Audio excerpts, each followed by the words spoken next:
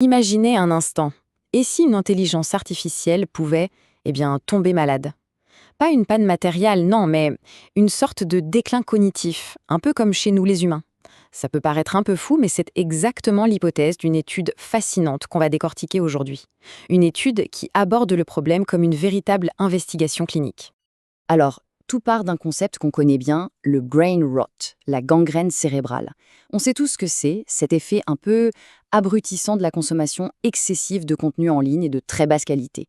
Ça affecte notre concentration, notre mémoire. Voilà notre point de départ. La vraie question, la voici. Est-ce que ce phénomène très humain peut aussi toucher une IA? Après tout, ces grands modèles de langage, ils mangent les mêmes données Internet que nous. Alors, sont-ils vulnérables au même mal? Pour en avoir le cœur net, des chercheurs ont monté une expérience en bonne et due forme. On pourrait presque parler d'un essai clinique, pour tester de manière rigoureuse cette fameuse hypothèse de la gangrène cérébrale des grands modèles de langage, les LLM. Ok, alors, comment ont-ils procédé? Ce schéma nous donne une vue d'ensemble. En gros, ils ont créé un environnement de laboratoire pour étudier l'effet de la qualité des données. Ils ont pris des IA et les ont exposées à différents cocktails de données. Des données saines d'un côté et des données toxiques de l'autre. Ensuite, évidemment, ils ont mesuré l'impact sur leur performance cognitive. Mais c'est quoi au juste une donnée toxique? L'étude a été très maligne. Elle en a défini deux types. Le premier type, qu'on appelle M1, se base uniquement sur l'engagement. Du contenu très court, très populaire, qui génère beaucoup d'interactions. Le deuxième, M2, s'intéresse au fond. Le contenu sensationnaliste, les putaclics, les affirmations sans preuve. On a donc deux poisons différents pour voir s'ils provoquent la même maladie. La méthode était hyper rigoureuse, en 3 étapes. D'abord, la phase d'exposition. On nourrit les modèles avec le poison. Ensuite, une phase d'ajustement, juste pour s'assurer qu'ils sont toujours capables de suivre des instructions de base. Et enfin, le moment de vérité. Une batterie de tests cognitifs pour évaluer les dégâts. Allez, on passe au résultat. Quel est le diagnostic pour nos IA malades? Le verdict tombe, et il est sans appel. Oui, l'exposition à des données de mauvaise qualité provoque une dégradation réelle, mesurable, des capacités cognitives des IA. L'hypothèse de départ est donc validée. Et là, regardez bien ce graphique parce que les chiffres parlent d'eux-mêmes.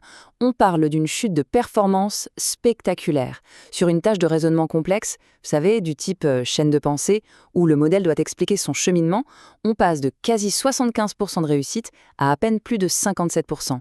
C'est une dégringolade de presque 18 points. Ce n'est pas juste une petite erreur, c'est sa capacité même à réfléchir qui est directement touchée.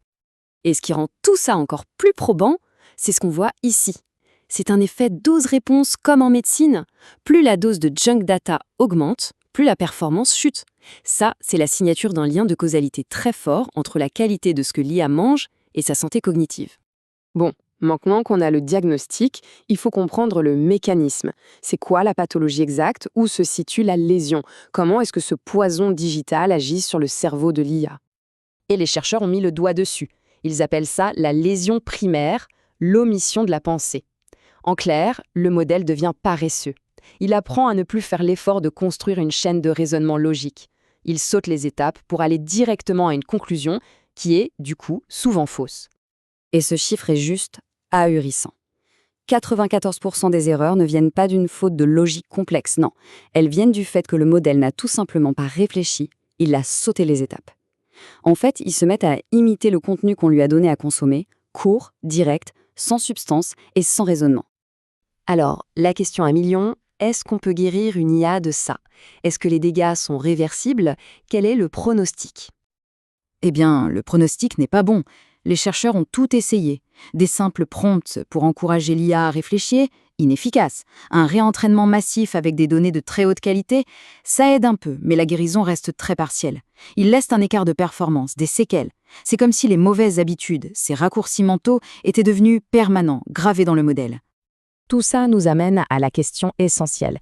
Qu'est-ce que ça implique pour nous, concrètement, dans le domaine de l'IA médicale? Quelles sont les leçons à tirer? Alors, qu'est-ce qu'on retient? D'abord, et c'est crucial, la curation des données n'est pas juste un détail technique pour optimiser les performances. C'est une question de sécurité fondamentale. Dans le domaine médical, c'est aussi critique qu'une procédure de stérilisation. Ensuite, ça veut dire qu'il faut peut-être commencer à penser à des bilans de santé cognitifs réguliers pour les IA qu'on déploie, pour être sûr qu'elles ne sont pas en train de se dégrader en silence. On termine donc sur cette question qui est à la fois fondamentale et un peu inquiétante. Si une IA est tombée malade à cause de la qualité de ses données, comment fait-on pour garantir la santé et la fiabilité sur le long terme des systèmes dont la vie de nos patients dépend ? C'est le défi immense que cette recherche met en lumière pour nous tous.